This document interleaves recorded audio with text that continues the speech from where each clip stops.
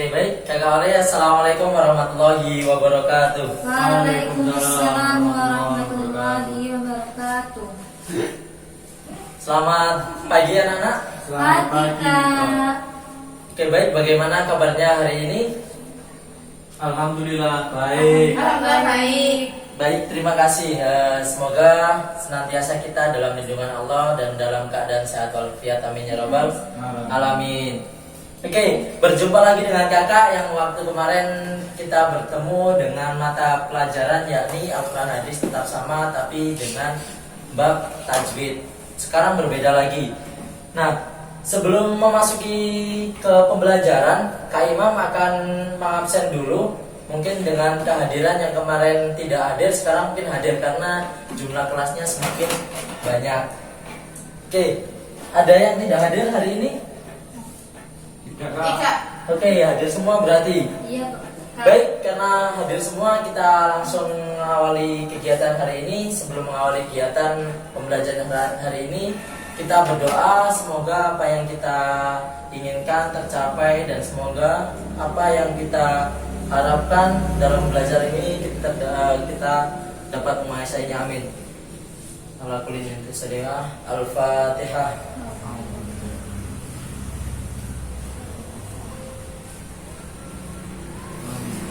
Baik, kali ini kita akan tetap sama dalam pembelajaran Al-Quran Hadis kelas 2 ataupun 8 MTS Ngelaban Ar-Rahman Ngelaban. Kita lanjut ke bab 2 yaitu tentang apa yo? Apa Pak? Kalau kemarin kita tentang apa? Nanti Makasih. Kalau kemarin kita tentang apa?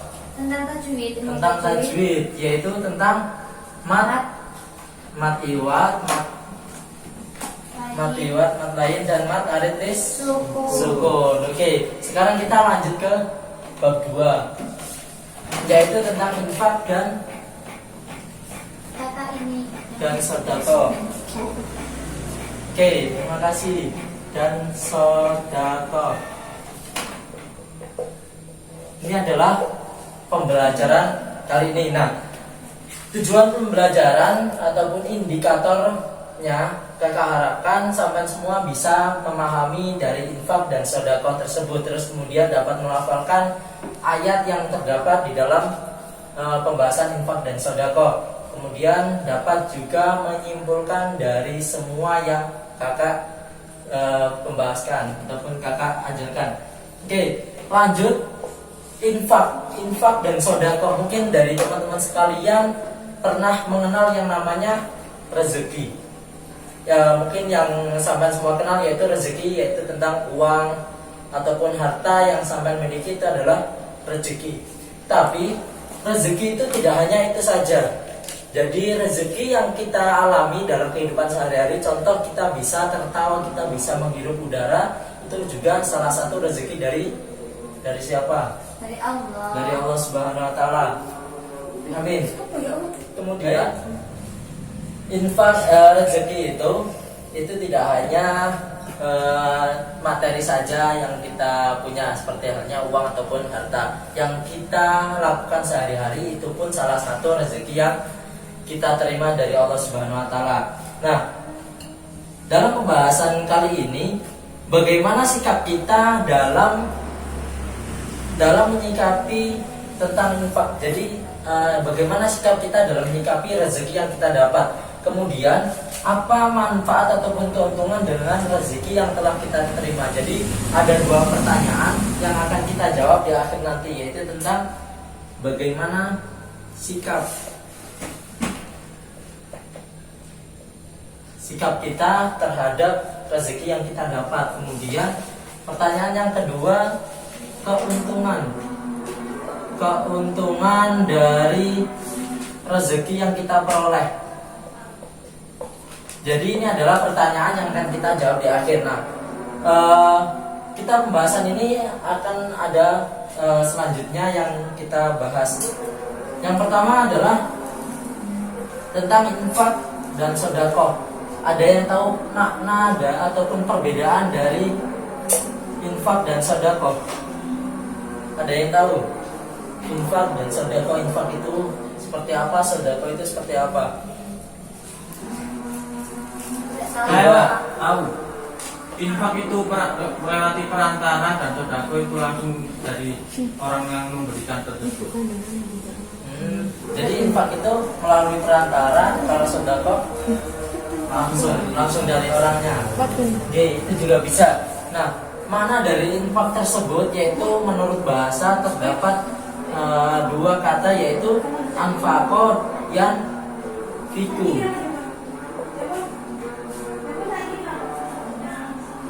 Yang anfaqo yang fiku yang artinya membelanjakan ataupun membiayai yang berhubungan dengan perintah Allah. Itu yang namanya infak. Terus menurut istilah yaitu memberikan sebagian harta ataupun pendapatan untuk kepentingan ajaran agama Islam. Contohnya seperti ini: membantu fakir miskin ataupun menyumbangkan sebagian harta kita kepada masjid, itu salah satu infak kita pada masjid ataupun orang-orang fakir seperti itu. Jadi istilahnya adalah untuk memberikan sebagian harta kita, memberikan sebagian harta kita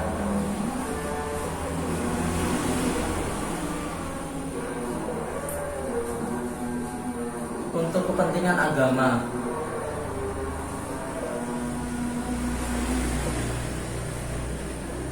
Ini infak. Jadi kita memberikan sebagian harta kita untuk kepentingan agama. Itu infak. Kalau sedekah itu seperti apa? Nah, sedekah ini tidak hanya secara materi saja, tetapi juga jasa yang kita miliki. Contoh, kita senyum saja itu juga termasuk sedekah. Jadi makna dari sedekah ini sangat luas. Tidak hanya materi yang kita dapat diberikan ke orang lain, juga jasa kita yang juga dapat memberikan manfaat kepada orang lain. Contoh lain dari senyum, sedekah.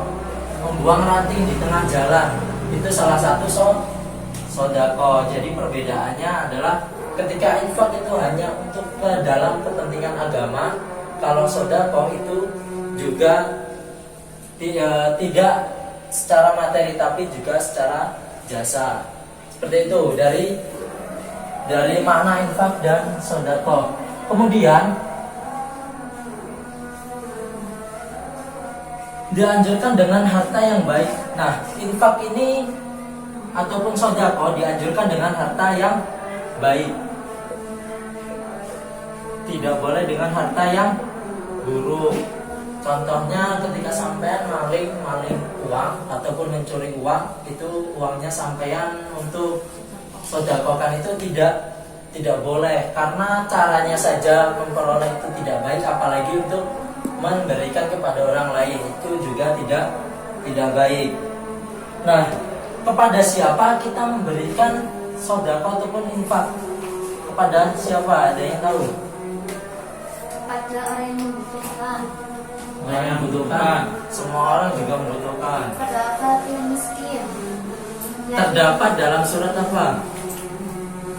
Surat At-Taubah ayat 60. Bunyinya yang berbunyi, innamas shadaqatu lil fuqara'i wal masakin wal 'amilina 'alaiha wal mu'allafati qulubuhum wa fir riqabi wal gharibina wa fi sabilillah wa ibnis sabil fariidhatun minallah wallahu 'alaikum wallahu 'alimun hakim. Oke, kita baca bareng-bareng. Kita baca bareng-bareng yang depan ya. Yang tahu. Oke, dalam hitungan 3, 1, 2, 3 dari bismillah. Bismillahirrahmanirrahim. Innamas shadaqatu lil fuqara'i wal masakin wal 'amilina 'alaiha wal mu'allafati qulubuhum wa fir riqabi wal gharibin wa fi sabilillahi wa ibnis sabil fariidhatun minallah wallahu 'alimun hakim. Oke. surat At-Taubah Ayat 60 bagi untuk artinya Mbak Dea silakan dibaca artinya. Sesungguhnya zakat-zakat itu hanyalah untuk orang-orang kafir, Fakir. orang-orang fakir, orang-orang miskin, pengurus-pengurus zakat, para mu'alaf yang dibujuk hatinya untuk memerdekakan budak, orang-orang yang berhutang untuk jalan Allah dan untuk mereka yang sedang dalam perjalanan, sebagai suatu ketetapan yang diwajibkan Allah dan Allah Maha mengetahui lagi Maha bijaksana. Oke, baik. Kita dapat menyimpulkan ataupun dapat mengambil orang-orang yang berhak menerima infak, yaitu siapa saja. Yang pertama fakir, Miskin, amil, amil, mu'alaf, terus mereka yang mukallaf berjalan, yang melakukan perjalanan musafir, musafir. Sabilillah. Musafir enggak ya? Ya, Sabilillah. sabilillah. Fisabilillah. Qorim. Ya, warim. Terus ada lagi. Musafir itu. Terus jiron tua gapat manam ju 8 musafir terakhir. Musafir. Oke. Jadi ini orang yang berhak menerima infak ataupun sedekah itu terdapat dalam surat At-Taubah ayat 60. Yang pertama adalah fakir, miskin, amil, mu'alaf, musafir, fisabilillah, qorim dan musafir. Nah, fakir ini kenapa fakir sendiri, miskin sendiri? Ada yang tahu? Karena kalau fakir itu benar-benar miskin, tidak mempunyai pekerjaan dan tidak mampu Ya, kalau miskin. kalau miskin masih mempunyai pekerjaan tetapi kurang dalam memenuhi kehidupan. Ya, benar. Jadi kalau fakir itu memang sudah benar-benar fakir, tidak punya apa-apa dan dalam kehidupan sehari-harinya tidak mencukupi. Kalau miskin, dia masih bisa mencukupi kehidupan sehari-harinya seperti itu. Kalau amil ada yang tahu? Amil adalah pengurus yang zakat. Zakat. Terus mu'alaf, orang yang baru masuk Islam. Baik. Jadi tadi bukan musafir tapi hamba sahaya. Oke, di sini nusabilillah orang yang berpergian di jalan Allah. Jadi seperti halnya santri ketika berangkat ke pondok di tengah jalan itu juga berhak menerima sedekah ataupun infak. Kemudian fisabilillah yaitu orang-orang yang berjuang di dalam jalan Allah. Contohnya ustadz, orang yang mengajari ilmu agama kepada anak-anak itu juga mendapat zakat, infak dan sedekah. Terus qorim yaitu orang yang berhutang untuk kepentingan perintah Allah, seperti halnya ketika dia membutuhkan untuk alat pakaian sholat ataupun mencukupi kehidupan sehari-harinya, itu juga mendapatkan infak. Kemudian hamba sahaya yaitu orang yang memerdekakan budak. Oke, ini adalah 8 orang yang berhak menerima infak dan sedekah. Nah, yang terakhir yaitu sesungguhnya harta itu adalah ujian. Jadi harta itu adalah ujian. Nah, harta itu apa saja? Yaitu bisa dari keluarga, harta yang kita miliki, teman kita dan lain sebagainya, sekeliling kita. Yang berupa materi itu juga bisa menjadi ujian. Kadangkala kita diuji di dalam keluarga, kadangkala kita diuji dalam berteman, kadangkala kita diuji dalam rezeki. Itu adalah salah satu ujian. Sebagaimana dalam surat Al-Fajr ayat 15-18, monggo dibacakan lagi. Bismillahirrahmanirrahim. Fa'ammal insanu idza mabtalahu rabbuhu fa'akramahu wa na'amahu fayaqulu rabbi akraman wa amma idza mabtalahu faqadara alayhi rizqahu fayaqulu rabbi ahanan kalla bal la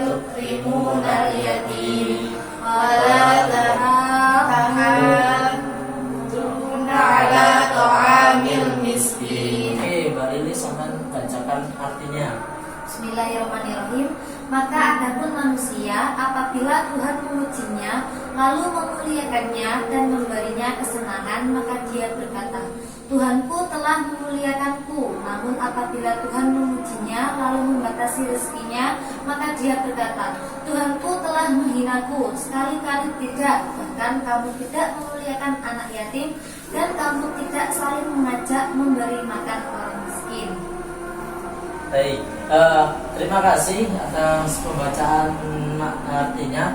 Bahwasanya inti dari harta sama dengan ujian ini adalah sebagaimana riwayat Bukhari dan Muslim dari Rasulullah SAW telah bersabda, yaitu di dalam rumah yang celaka, yaitu ketika di dalam rumah terdapat seorang anak yatim yang tidak diurusi, jadi dibiarkan begitu saja.